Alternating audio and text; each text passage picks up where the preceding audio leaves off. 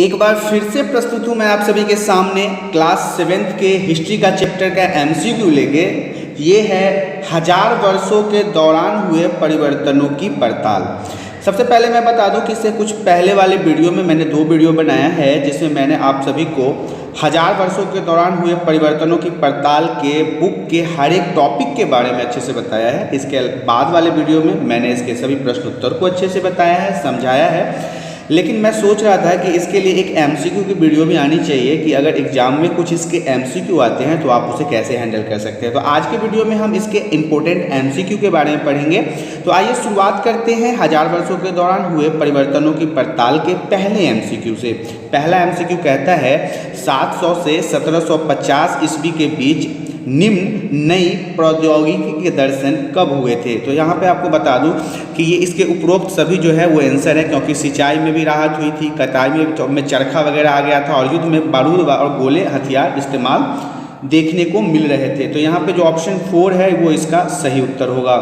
Next question की तरफ बढ़ते हैं। अगला क्वेश्चन कहता है मुसलमानों का कौन सा धर्म ग्रंथ है, मतलब जो मुसलमान लोग होते हैं वो कौन से धर्म ग्रंथ का उपयोग करते हैं। जैसे हिंदू में महाभारत, गीता, रामायण होता है, वैसे ही मुसलमानों के लिए कुरान शरीफ होता है और बाइबल जो होता है वो क्रिश्चियन लोगों के लिए होता है।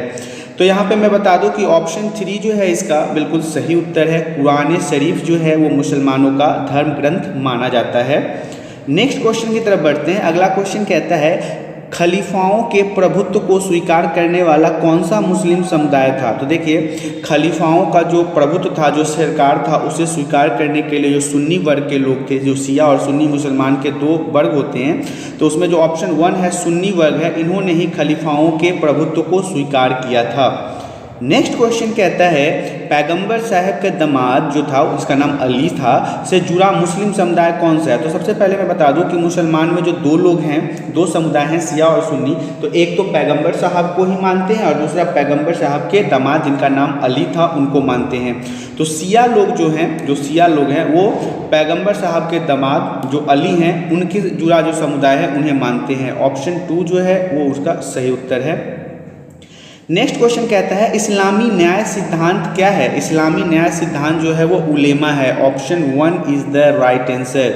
नेक्स्ट क्वेश्चन की तरफ बढ़ते हैं। अगला क्वेश्चन कहता है भारतीय उपमहाद्वीप का मानचित्र पहला जो था, मानचित्र 1 जो था, यहाँ पे ध्यान दीजिएगा, जो मानचित्र 1 है वो कब बनाया गया था, किसने बनाया था। तो वो बनाया था अरब भूगोलवेत्ता अल इद्रीसी ने। ऑप्शन सी जो है इसका सही उत्तर है। ये मैंने चैप्टर को पढ़ाने के समय भी आप लोगों को बताया है। ऑप्शन सी जो है अरब भूगोलवेत्ता अल इद्रीसी, ये इनका नाम है, इन्होंने ही मानचित्र 1 को बनाया था।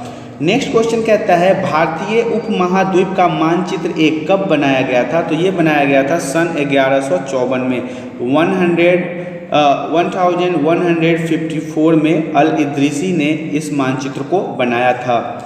नेक्स्ट क्वेश्चन कहता है मानचित्र 2 जो दूसरा मानचित्र था, जो मैंने चैप्टर में भी आपको समझाया है, किसने और कब बनाया था।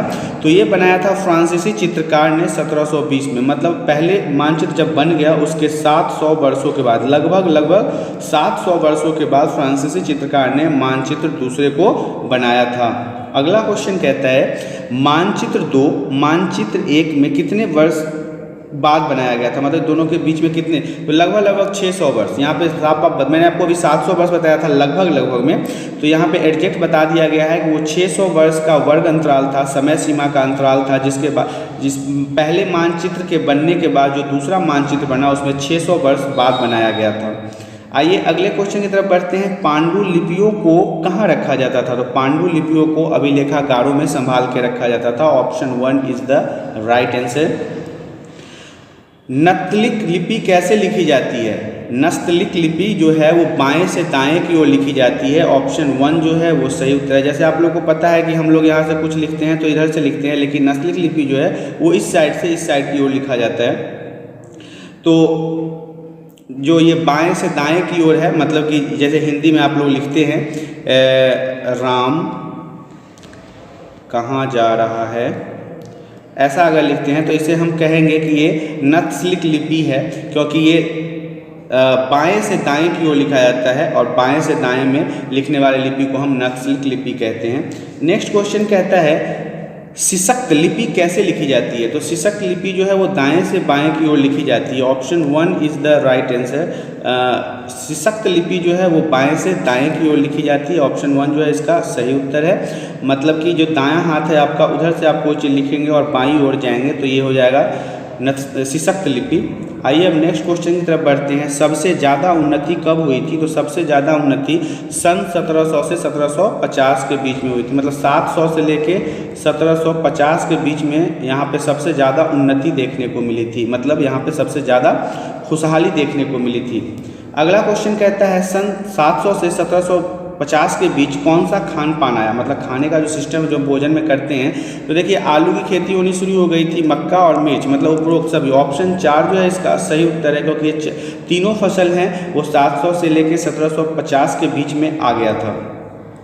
नेक्स्ट है राजपूत कौन से वर्ण में होने का दावा करते हैं? राजपूत जो है वो क्षत्रिय वर्ण में होने का दावा करते हैं। Option 1 is the right answer, क्योंकि राजपूत क्षत्रिय दोनों उस समय के राजा हुआ करते थे और इनका ही काम था अपने राज्य को संभालना, सुरक्षित रखना और इन्हें दूसरे दुश्मनों से बचा के रखना। नेक्स्ट क्वेश्चन कहता है जाति पंचायत किसे कहते हैं? तो जाति पंचायत जो बड़े बुजुर्गों की सभा होती है। Option 1 is the right answer. गांव में आपने देखा होगा कि जब कोई समस्या आ जाती है तो वहाँ पे बड़े बुजुर्गों को बुला के एक पंचायत बनाया जाता है, किसी पेड़, स्कूल या कहीं एक पंचायत भवन इत्यादि पे, और वहाँ पे जो बड़े बुजुर्ग जो समस्या का समाधान निकलते हैं उसे पूरा गाँव या फिर जो पक्ष में समझौता नहीं हो रहा उन पक्ष को इन चीज़ों को मानना पड़ता है। इसे हम जाति पंचायत के नाम से जानते हैं। अगला क्वेश्चन हमारा कहता है अमीर खुसरो ने भाषाओं के बारे में कब बताया? तो अमीर खुसरो ने भाषाओं के बारे में सन 1318 ईस्वी में बताया था। सन 1318 ईस्वी में किसने बताया? अमीर खुसरो ने भाषाओं के बारे में बताया था। नेक्स्ट क्वेश्चन की तरफ बढ़ते हैं। संस्कृत भाषा एक डैश भाषा है? तो संस्कृत एक प्राचीन भाषा है। Option 1 is the right answer. मतलब बहुत पहले से हमारे भारत में और भारत के लगभग जो पड़ोसी देश है वहाँ पे संस्कृत भाषा बोली जाती थी। नेक्स्ट क्वेश्चन कहता है ब्राह्मणों के आदर के लिए कौन सा शब्द इस्तेमाल होता था? तो ब्राह्मण के आदर के लिए संरक्षक शब्द का उपयोग किया जाता था। Option 1 is the right answer. अगला क्वेश्चन कहता है कुरान शरीफ की उत्पत्ति का कब पता चला? तो कुरान शरीफ का जो उत्पत्ति है वो 7वीं सदी से पता चला। 7वीं सदी से कुरान शरीफ की उत्पत्ति जो मुस्लिम के धर्म ग्रंथों में माना जाता है उसका पता चला था।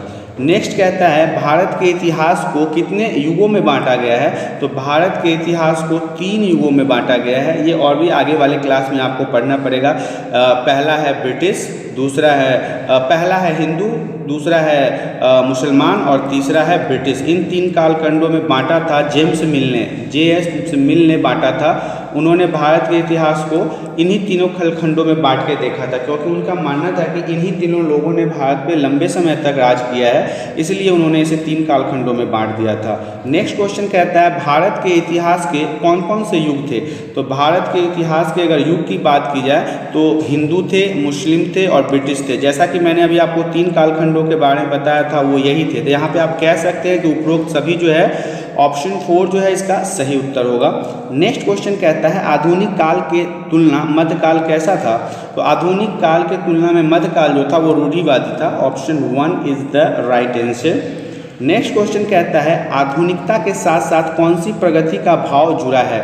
तो आधुनिकता के साथ हमारे बौद्धिक और भौतिक, मतलब बौद्धिक और भौतिक जो है ये प्रगति भाव हमारे साथ जुड़ा है। Option 4 is the right answer. Next question की तरफ बढ़ते हैं। अगला क्वेश्चन कहता है भाषा के बारे में किसने बात उठाई थी? भाषा के बारे में अमीर खुसरो ने आवाज़ उठाई थी और बताया था कि भाषा क्या होती है। ऑप्शन 2 जो है यहाँ पे इसका सही उत्तर होगा।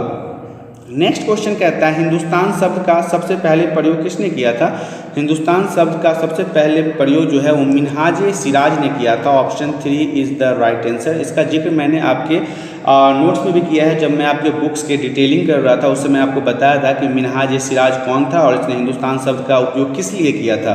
तो आप अगर इस चीज़ों के बारे में जानते हैं तो आप पहले वाले वीडियो को भी जाकर देख सकते हैं, वहाँ पे सारी डिटेलिंग दी गई है। आइए हम नेक्स्ट क्वेश्चन की तरफ बढ़ते हैं।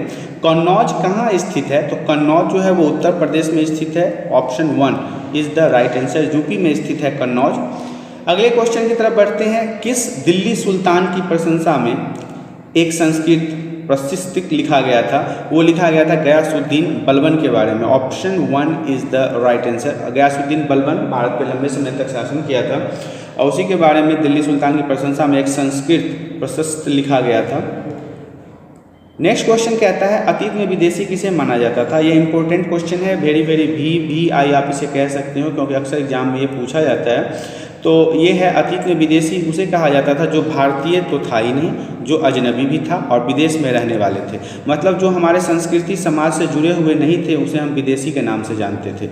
आइए नेक्स्ट क्वेश्चन की तरफ बढ़ते हैं। अगला क्वेश्चन हमारे पास है नहीं, मैंने जितने भी इसमें MCQ थे इम्पोर्टेंट वो सारे इसमें आपको बता दिया है। इसके अलावा मैं एक और चीज़ बताना चाहता हूँ आपको, यदि आपको इस वीडियो के अंतर्गत आने वाले किसी भी प्रश्न में किसी प्रकार को समझने में परेशानी हुई हो तो आप हमें कमेंट करके बताएं, जिससे हमें यह पता चले कि आपको कहाँ और कौन सा क्वेश्चन समझ नहीं आ रहा है, फिर मैं आपके लिए अच्छी तरीके से इसको समझाने की कोशिश करूंगा। इसके अलावा यदि यह वीडियो आपको पसंद आई है तो आप इस वीडियो को लाइक कर दें। यदि आप हमारे चैनल पर पहली बार आए हैं तो हमारे चैनल को सब्सक्राइब करें ताकि ऐसी एजुकेशनल वीडियो आपको हमेशा मिलती रहे।